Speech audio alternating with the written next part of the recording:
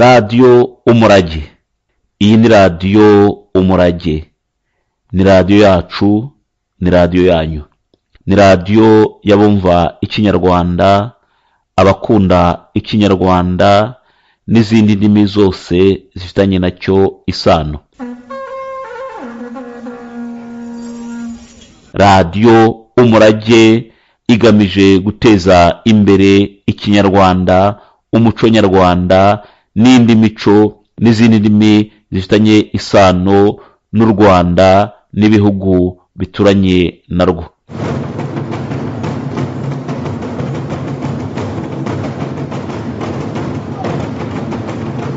Radiyo umurage yumvikana buri cyumweru guhera ku wa kane ku rubuga rwa murandasi www.umuragewacu.com.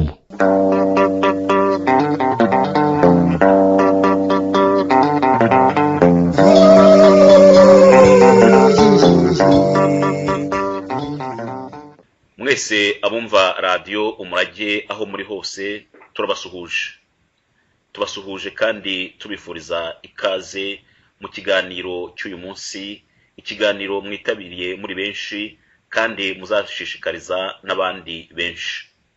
Mu byumweru bibiri bishize twakurikiye ikiganiro cyadusobanuriraga inkomoko y'izina u Rwanda.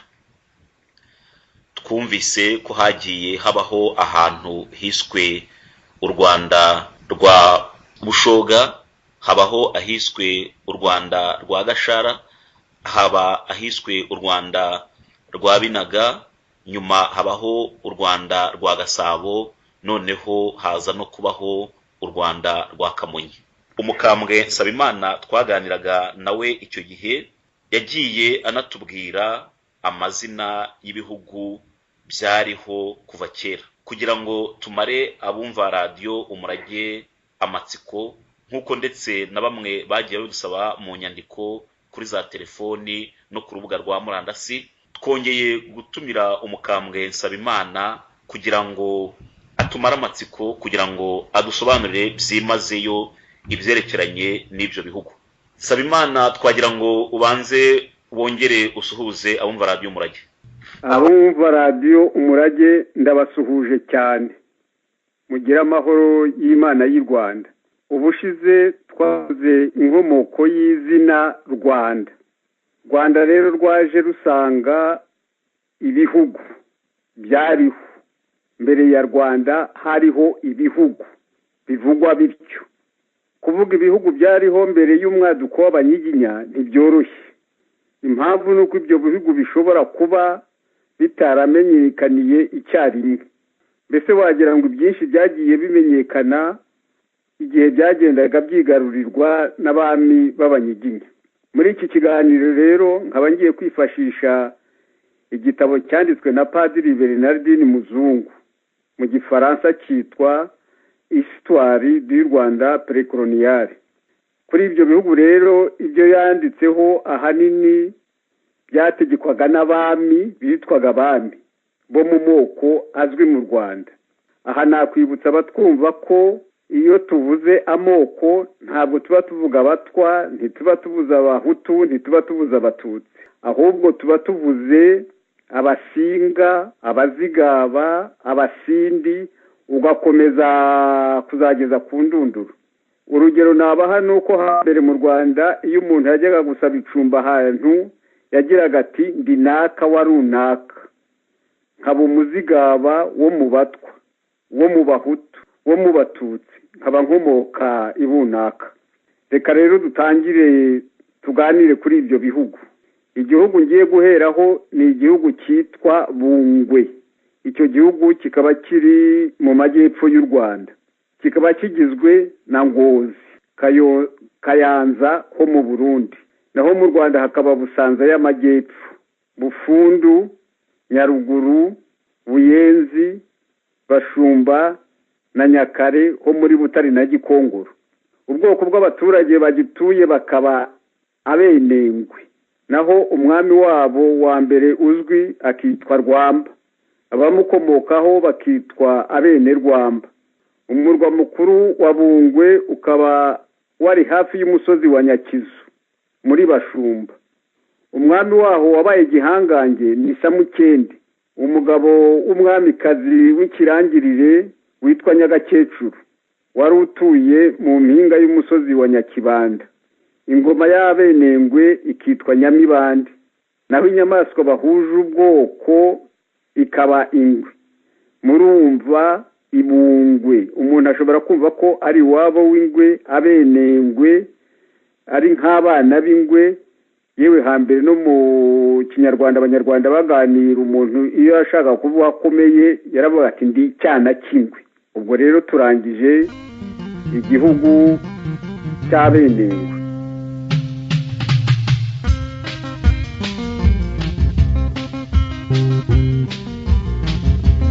Rwanda ruteze neza ubisizane biyaga, imirambe n'inkomane n'urusobe rw'ibirunga, irwizihira abarurora mu rujeje runyuza amaso rw'imisozi igihumbi.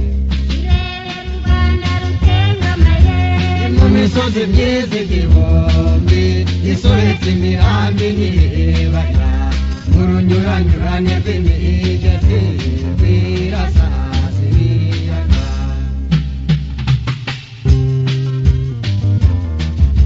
Iwacu turabatuye imuze muri uru Rwanda, ibitumburutse iyo ruguru ibyagiye mu mutako, bigenda nk'inkurikirane isuma gukoma kw'ijuru, Sabyinyo na Karisimbi n'agahinda naho habura. irebe Rwanda rutengamaye Mu misozi myiza igihumbi, isobetse imirambi n'ibibaya, mu runyuranyurane rw'imigezi rwirasazi. Hagati aho ibihugu byunze ubumwe kuko byari byinshi bikaba iby'Abasinga, ari byo Bugoyi mu majyaruguru, Nduga hagati, Kinyaga iburengerazuba na Burwi mu majyepfo. Bugoyi ikaba igizwe n'izi ntara: Bunyambiriri, Nyantango, Budaha, Kingogo, Bushiru, Buhoma, Rwankeri, Bugoyi, Kanage, Bwishaza, Rusenyi. Izo ntara uzibona muri Gikongoro, Kibuye, Ruhengeri na Gisenyi. Umwami w'Ubugoyi rero akaba Jeni, umuhungu wa Rurenge wo mu bwoko bw'Abasinga. Umurwa mukuru w'Ubugoyi ukaba Rwerere, naho ingoma y'Abasinga ikaba Mpatsibihugu. Icy'ingenzi kivugwa kuri iyo ngoma y'Abasinga nuko aribo baremeye Abanyiginya. Ikindi gihugu cy'Abasinga ni Nduga mu Rwanda rwagati. Nduga y'Abasinga rero ntabwo tuyitindaho cyane kuko yaje kwigarurirwa n'Ababanda. Icyo twavuga nuko yari igizwe na Gitarama yose, ukongeraho intara ndwi ubu ziri muri Kongo, arizo Bwishya, Jomba, Gisigari, Bwito, Gishari, Byahi na Kamuronsi. Umwami wa nyuma w'Umusinga ni Kimezamiryango mwene Rurenge, waje guhirikwa n'Ababanda. Igihugu cya gatatu cy'Abasinga ni Kinyaga, usanga gikubakubye Cyangugu yose, kikaba kigizwe n'izi ntara: Kesha, Mpara, Biru, Busozo, Bukunzi na Bunyabungo ho muri Kongo. Naho icya kane cy'Abasinga ni Burwi, ikaba igizwe n'izi ntara: Mvejuru, Buhanga na Ndara. Burwi iri muri Butare ahegereye Burundi. Umwami w'Iburwi wa nyuma akaba Nyaruzi rwa Haramanga, naho umurwa mukuru wa Burwi ukaba hitwa mu Mukindo wa Makwaza. Reka rero tugaruke Induga, ariko tugarutse Induga y'Ababanda. Umwihariko wa Nduga nuko yabanje kuba iy'Abasinga, hanyuma ikaza kuba iy'Ababanda baje kuyimurwamo n'Abanyiginya.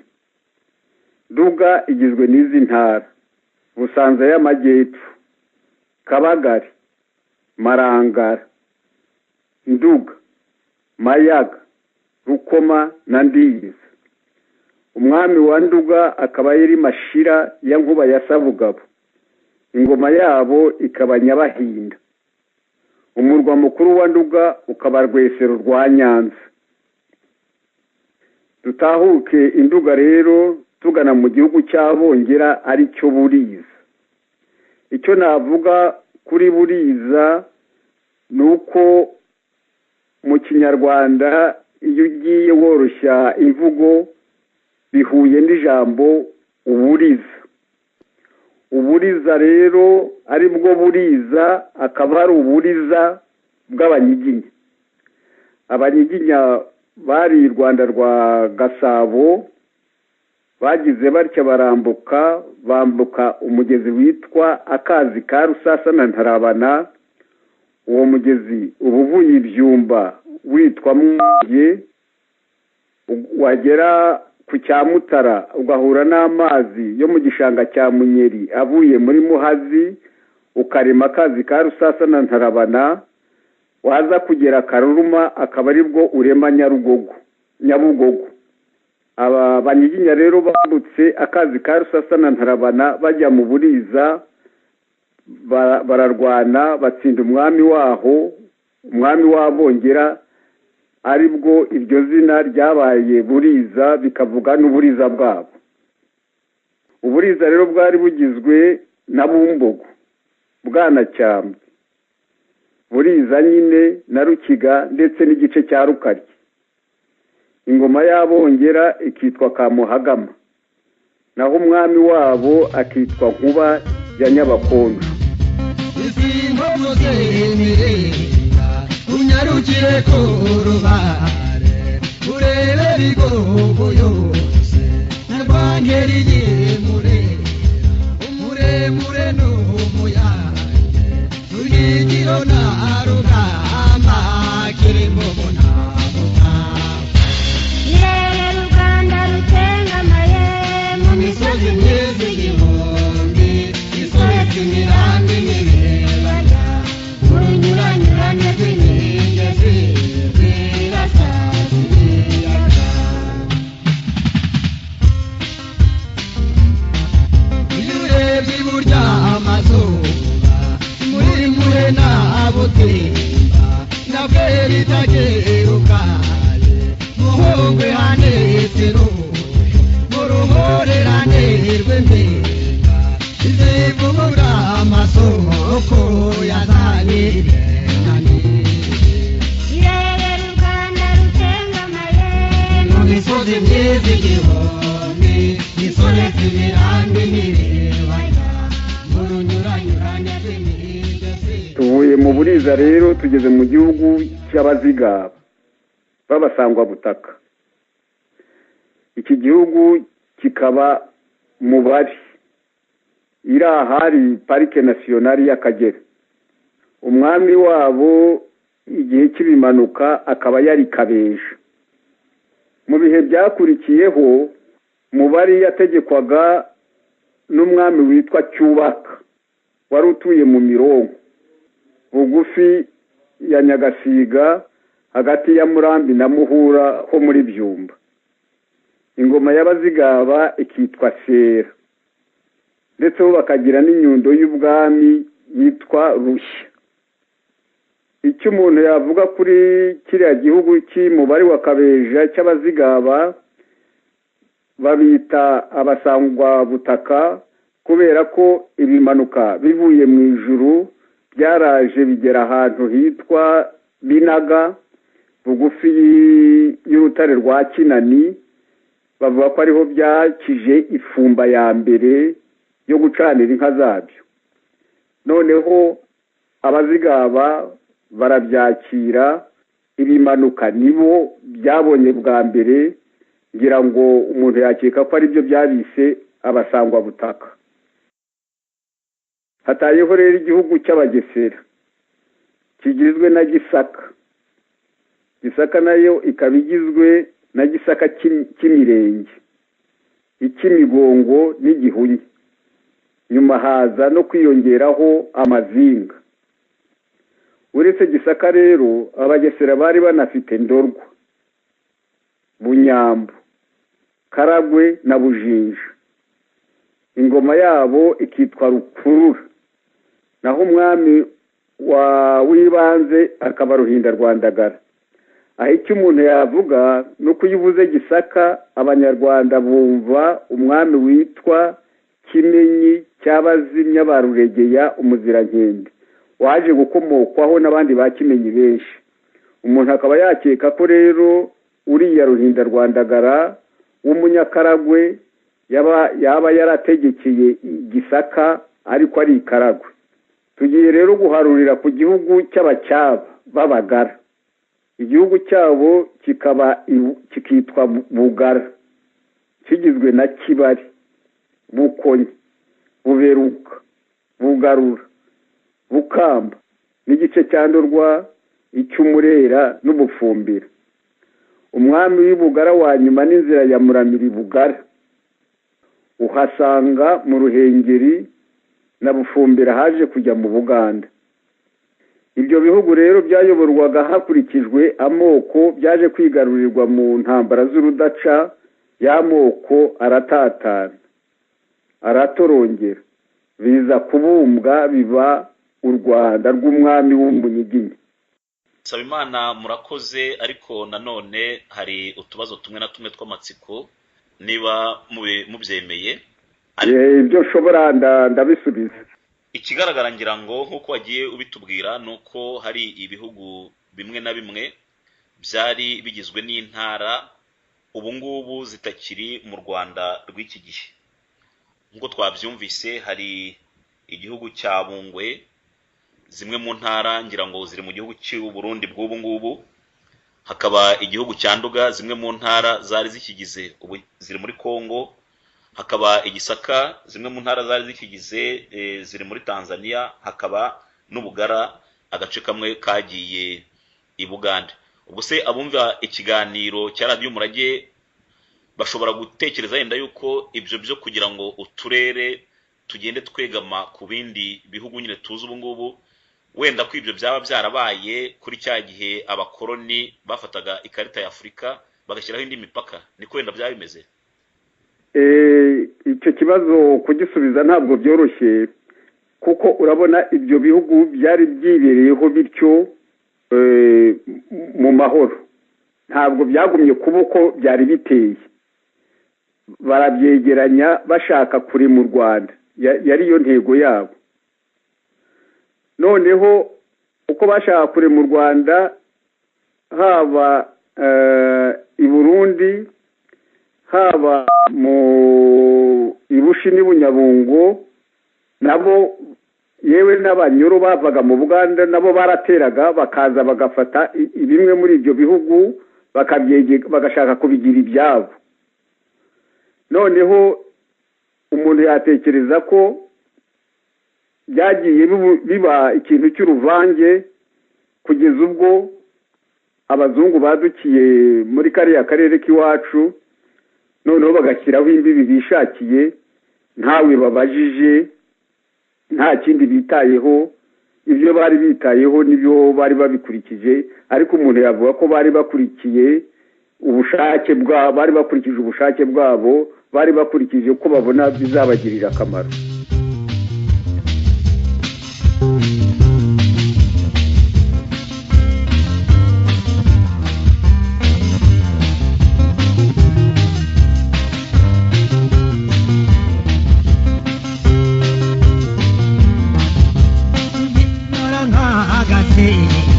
agasiganya muhurire gatumbagire kirere n'abonzigo y'abakobwa imwendo no kumata unayo nibera murwanya no mu rukere imagabana muhanda umutage wa Kigali mugatare no mubweza inyabipfura na nyarwumva igatovu n'abandi ikageyo n'akagezi ihindiro namuramba itetero namaraba nyarundi nakubu irerera u Rwanda rutengamaye mu misozi myiza igihumbi isoretse imirambi n'ibibaya n'urunyuranyurane rw'imigezi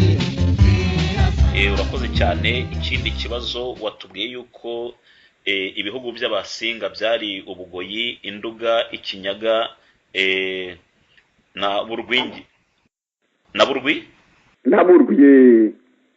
Noneho mu gihe watubwiraga ibyerekeranye n'igihugu cy'Ubugoyi watubwiye ko ingoma yabo yitwaga Mpatsibihugu. Ese aba basinga no muri ibihugu bindi bitari Ubugoyi iyo ngoma yari imwe naho yari Mpatsibihugu? Ndakeka ko nk'abasinga bari mu Bugoyi barambukaga bakagera hakurya ahaje kuba Kongo, kuko icyo gihe Kongo ntiyariho. Mpatsibihugu rero uko ushobora kumvikana icyo gihe siko ishobora kumvikana ubu. Mpatsibihugu y'icyo gihe yashoboraga kuvuga ko ubishyize mu rurimi rw'igifaransa ni ikintu cya confederation, niko nyiri kubyandika yabyanditse mu gifaransa. Ni ibihugu rero byari biri hamwe bikaba ibihugu by'abasinga, no hakurya rero y'ikivu hariyo ibihugu aho bagera bikaba muri ibyo bihugu by'abasinga. Ikindi nanone wagiye ukomozaho, ntabwo ari abasinga gusa bari bafite ingoma, ahubwo n'abandi bami b'ibindi bihugu ayo moko nyine yabitegekaga nabo bari bafite ingoma zabo. Sinzi niba yenda hari umuntu cyangwa se niba hari aho wabisomye cyangwa se niba muri icyo gitabo byaba birimo aho babasobanura izo ngoma. Ubundi tuzi izi ngoma nyine bavuza n'imirishyo. Iyo twumvise izi ngoma zo ni ingoma bwoko ki? Ingoma iyo bavuga ingoma y'ubwami ubu n'ubu muri ibyo bihugu, ariko n'abanyiginya baje kubigenza nabo bakagira ingoma yabo, ni ingoma ihatse byinshi. Ni ingoma yakorerwagaho imihango ihanitse, ni ingoma yabaga irimo imitsindo, ni ingoma yabaga ari ikimenyetso cy'igihugu iki n'iki, gituma abantu bamenya icyo bahuriyeho, ko bahuriye kuri iyo ngoma.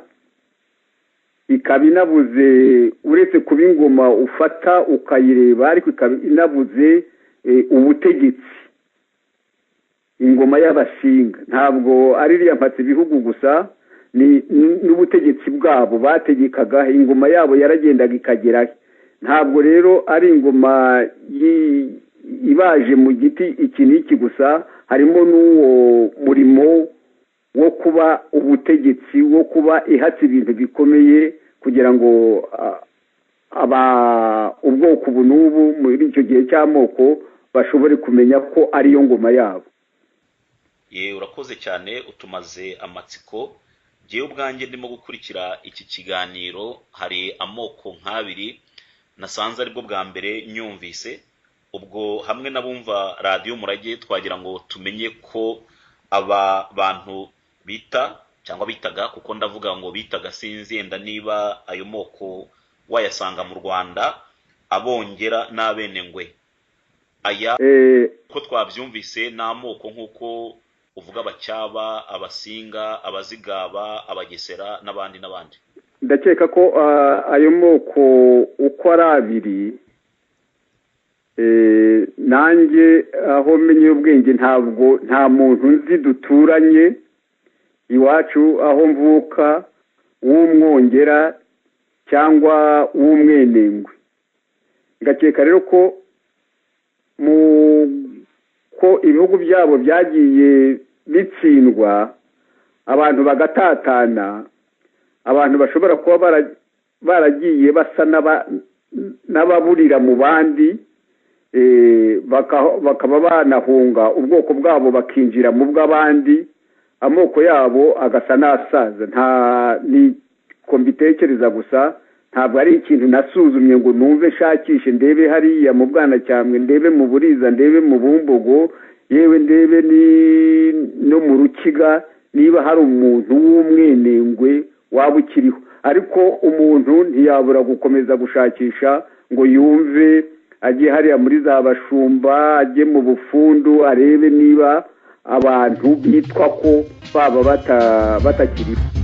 Iwicare mu gisuru urebe ubutaha bwose kumubugana ifeze Karongi na Sakinyaga ateganye n'agasasa gucungamire mushumba ni heza mu kirebere zendero bengeramo madama Yewe Rwanda rutengamaye mu misozi myezi y'iboni isoretse imirambi n'ibibaya mu runyuranyurane rw'imigezi birasazira.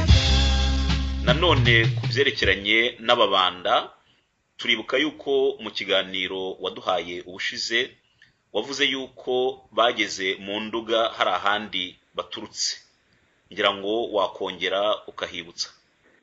Ababanda rero na Nduga yabo ni ibintu bimeze nk'igitangaza. Uko nabisomye bavuga ko Ababanda bavuye mu Bwanacyambwe basuhutse kera abantu barasuhukaga ubwo birumvikana ko muri icyo gihe bajyanaga n'umwami wabo yarababwiraga ati tugende baragenda bambukira ku rutindo rwa Nyaruteja urareba iriya Kigali uriya musozi muremure wa Kigali hasi bugufi y'ahantu hitwa mu Kona ka Mashoza barahambukira hari urutindo bita urutindo rwa Nyaruteja baragenda bagera Induga bageze Induga basanga amapfa yaracanye nta mvura iheruka kuhagwa nibwo bagize batya umunsi bahageze imvura iguye abanyanduga baza biruka n'amasororo baje kubasororera bati bari abantu nibo batuzaniye imvura. Ababanda bati muradusuzuguye ntabwo dukwiye amasororo gusa ahubwo ni mugende mwica umwami wanyu noneho muza n'umurambo we ari wo mudushyikiriza. Abaturage baragenda barabikora babigenza batyo umurambo barawuzana ubwo abasinga umurambo wa Kinezamiryango abasinga baba bavuyeho mu Nduga haba himitswe Ababanda rero Ababanda bo mu Nduga batyo barayigarurira bavuga Induga ngari ya Kibanda barema igihugu bakigira icyabo.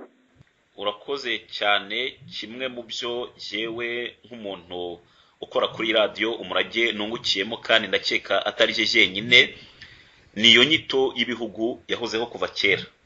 Hari abantu bamwe na bamwe bumvaga Induga abandi bakumva Umubari abandi bakumva Ubugoyi abandi bakumva Igisaka n'ahandi bakumva yuko ari uturere. Ibyo ngibyo bishobora kuba wenda byarahindutse nyuma nyine y'ibyo bihugu bikaza gukora u Rwanda. Ibyo ngibyo by'uturere bishobora kuba byarabayeho nyuma yuko ibyo bihugu byose bibumbirwa hamwe bikaba u Rwanda wenda noneho hakaza kubaho uturere wenda nanone amwe mu mazina y'utwo turere ibyo nibyo ntekereza amwe mu mazina y'utwo turere akitiranwa n'ayahoze ari ay'ibihugu. Wenda sinzi ibyo ngibyo nibyo mvuga kandi ntabwo turi butindeho niba wenda hari icyo uri bivugeho gusa nyine nkuko maze kubivuga icyo navuga nuko utumaze amatsiko kandi ukadufasha no kutitiranya ibintu. Icyo umuntu yavuga nuko ibyo byari ibihugu mu Gifaransa c'était des royaumes. Noneho abami b'abanyiginya mu kugenda babitsinda babyigarurira bashakaga ko habaho igihugu kimwe. Ntibyashobokaga ko habaho ibihugu mu gihugu bikaba nkeka ko ariho byavuye bigahindura izina icyari Mubari igihugu cya Mubari kikaba cyahinduka akarere ka Mubari.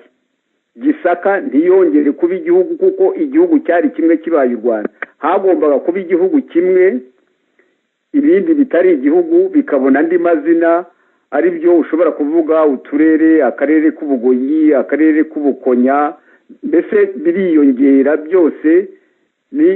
N'igihugu cyabaga gisa n'igikubakubye ibindi bihugu byinshi, noneho kiba gito gisa n'ikingana nabyo.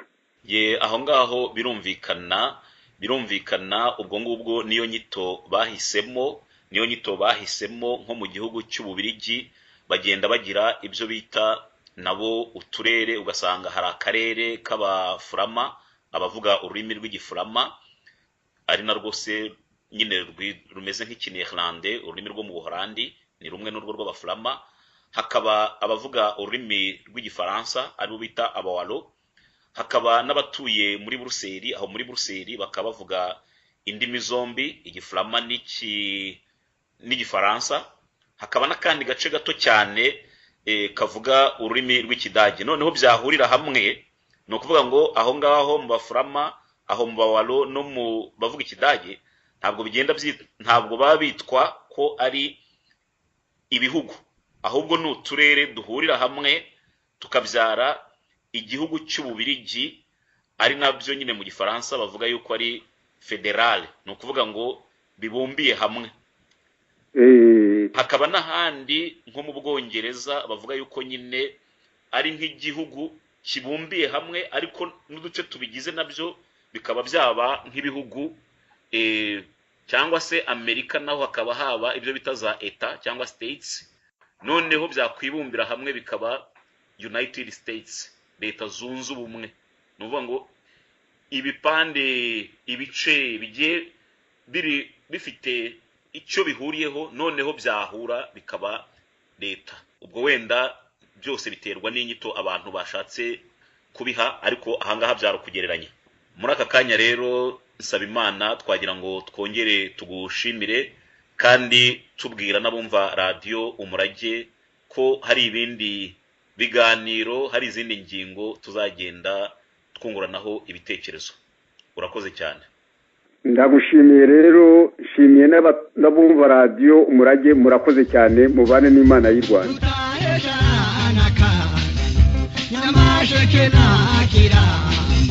Meronde kora mu mazi ibitare nyagashi gihundwe na nyakabiri cyamudogo na nyamubi kinaniriri muku unyerege kona muganza yo na amashu ikigaga cyasha ibireze na nyakare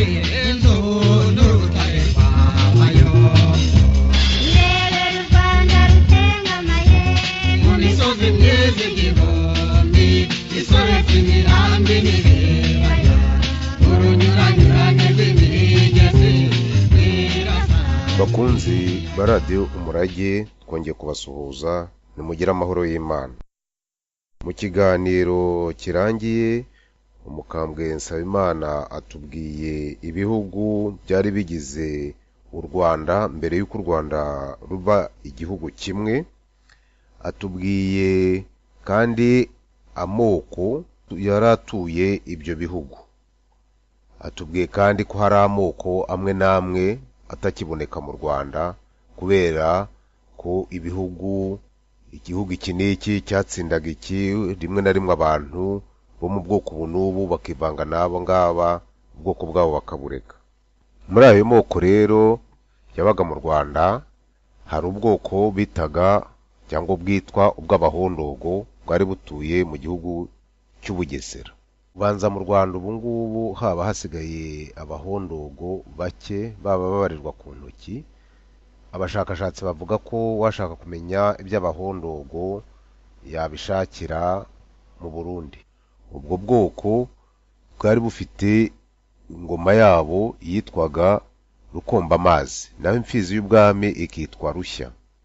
Ubwo bwoko bw'Abahondogo bo mu Bugesera kandi moko yose bwari bufite inyamaswa ikirangabwoko ariyo ishwima. Bukaba bwari ubwoko bw'ibikomangoma byategekaga Ubugesera. Ingoma y'ingabe y'Abahondogo Rukombamazi n'imfizi y'ubwami Rushya bavuga ko byombi byatwawe n'abanyarwanda mu mpera z'ikinyejana cya 18. Ahangaha rero abahondogo abashakashatsi ntabwo babivugaho kimwe. Musenyeri Alegisi Kagame avuga ko abahondogo ari ubwoko kuko bafite ikirangabwoko ariyo shwima. Marcel Deltefeldt we yemeza ko kubera ubuke bwabo abahondogo atari ubwoko ahubwo ari inzu yari ku butegetsi kimwe n'iy'abahindiro b'u Rwanda. Naho Yohani Vansi nawe akavuga ko byaba byiza gushakira igisubizo cy'abahondogo mu Burundi. Uyu munsi rero mu gice cya kabiri cy'ikiganiro cya Radio Umurage, muri cya kiganiro cyo kujijurana, cyo kureba insigamigani, cyo kureba abanyarwanda babaho bate, twabateguriye insigamigani yitwa ngo apfuye nk'abahondogo. Ubundi umugani wuzuye bavuga ngo apfuye nk'abahondogo bapfuye babunze imbwa. Uyu mugani rero bawuca iyo babonye umuntu wishwe n'uruhato cyangwa n'uruhato, nibwo bavuga bati apfuye nk'abahondogo bapfuye babunze imbwa. Wakomotse ku bikomangoma by'i Bugesera ahegera mu mwaka w'1400. Abahondogo bwari ubwoko bw'ibikomangoma by'i Bugesera, nibo bavagamo abami babwo kera butaraba bw'u Rwanda. Umwami w'Ubugesera uwo ari we wese bamwitaga Nsoro, nk'uko uw'Igisaka bamwitaga Kimenyi, wo mu Nkore bakamwita Gahaya. Rimwe rero Nsoro Bihembe umwami w'Ubugesera yatewe n'uw'u Rwanda witwaga Cyilima Rugwe. Uw'u Rwanda Cyilima Rugwe aramunesha, Ubugesera buyoboka u Rwanda. Bamwe mu bikomangoma by'abahondogo banga kuyoboka, abayobotse bayoboka bagononwa, abandi bakunze kuyoboka basigara mu byabo bibaho. Bukeye abahondogo bamaze gusumirizwa bajya inama yo kujya kuyoboka Rugwe. Batoranya umwe muri bo witwaga Mabwire, batugenda uyoboke uduhakirwe, nawe ntuyobe amagambo yo guhakwa. Batari kuzabanze uce kuri Nyanguge kuko muziranye. Nyanguge uwo yari umugore wa Rugwe wahukanye na Nsoro. Mabwire ashyira nzira n'i Kigali kwa Rugwe. Agezeyo ahasanga abandi bahondogo bayobotse bamushyikiriza Nyanguge, kuko bamwe bari basebukwe abandi ari abagabo babo akiri kwa Nsoro. Bari baziranye kuko Nyanguge yari umugore wa Nsoro mbere yuko abo akiri Marugo. Imata ndagona nkana kigasari na kinyamakara utahe gidina bwama akirisari na murizo ureba miko yagira agaseke kangana nigiseke monyaro uro mu masoko ya Tabaro. Irerera u Rwanda rutengamaye Mu misozi myiza igihumbi isoretse imirambi n'ibibaya urunyuranyurane rw'imigezi rw'irasanzwe. Mabwire abonana na Nyanguge aramubwira ati twashize twishwe n'ubutindi n'inzara. Ati none ibyiza nuko wanshyikiriza Rugwe nkamuhakaho ariko nawe ubimfashemo. Nyanguge aramubwira ati jya ku kiraro nimara kuvugana nawe ndaza kugutumaho. Icyo gihe Mabwire asanga abandi bahondogo aho bari ategereza ko Nyanguge amutumaho. Bukeye ku gasusuruko intumwa iraza iza guhamagara Mabwire, ajya kuvunyisha abonana n'umwami Rugwe. Mabwire akoma yombi ati Nyagasani ny'u Rwanda, abagome barapfuye abandi baracitse, none twebwe abasigaye tuje kugusaba ngo utwunamureho icumu ry'inzara n'ubutindi byaturembeje. Umwami Rugwe amaze kubyumva abaza umugore ati uyu mugabo na bene wabo nabagenzane. Nyanguge ati ubu se wabura uko bagira? Bari mu gihugu cyabo, bafite ibintu byabo n'amatungo yabo, none ibyabo byose ni wowe ubifite. Ubwo se abura ubakiza inzara ute? Rweyemera inama umugore amugiriye, aca iteka ko abahondogo iyo bava bakagera bahawe umuriro. Ategeka abatware bo mu Bugesera ko umuhondogo wese uri mu Bugesera ahabwa inka z'imbyeyi 10 z'umuriro. Ati nzashaka icyo nzabaha nyuma. Mabwira asubira mu Bugesera ajyanye n'intumwa yo kubahesha izo nka Rugwe yategetse. Ageze mu Bugesera abwira bene wabo ibyo Rugwe yabategetse, barishima, ashima cyane Mabwire. Intumwa nayo ikwira mu batware igenda ibabwira iteka Kirima yaciye. Haciye iminsi abanzi b'abahondogo baza Kigali kubarega ko bashaka kwimuka umwami uzazungura Nsoro. Bamaze kubivuga, Kirima Rugwe ararakara cyane, abaza abo banzi b'abahondogo ati abahondogo mbagirene. Mbere yuko basubiza aravuga ati nako ndabatanze. Abanyabugesera b'abatoni baraho baranga, babwira Rugwe bati bibatanga ahubwo banyage byose ubasigira imbwa zabo zonyine. Abahondogo bari bafite imbwa nyinshi kuko bari bakundaga guhiga. Nuko Rugwe aremera, abahondogo baranyagwa, baracuzwa, basigarana imbwa zabo gusa. Inzara imaze kubarembya, bakajya bajyana imbwa zabo kuzigurisha ibijumba, ariko Abagesera bakanga kubagurira. Bukeye barazishorera n'abana n'abagore bajya i Burundi. Bagenda bagwa mu mayira umusubizo, bamwe bagerayo bagenza amavi.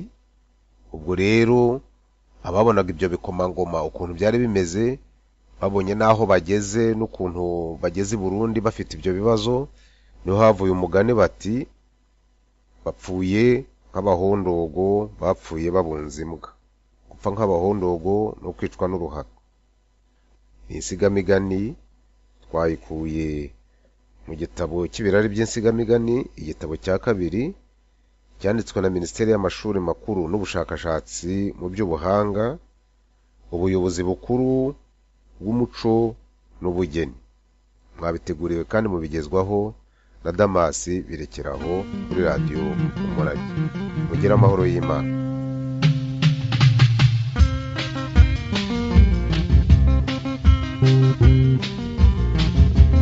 Rwanda ruteze neza mubisizane biyaga, imirambe n'inkomane n'urusobe rw'ibirunga, irwizihira abarura mu rujeje runyuza amaso rw'imisozi igihumbi.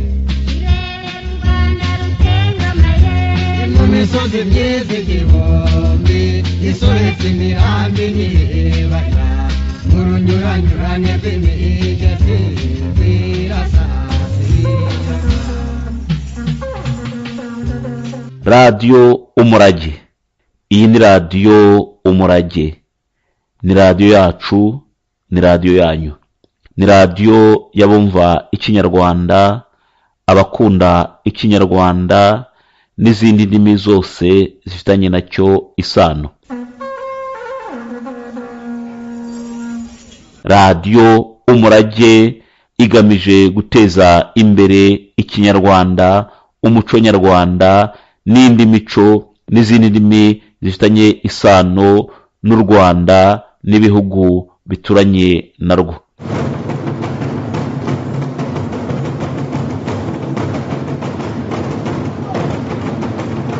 Radio Umurage yumvikana buri cyumweru guhera kuwa 4 ku rubuga rwa murandasi www.umuragewacu.com.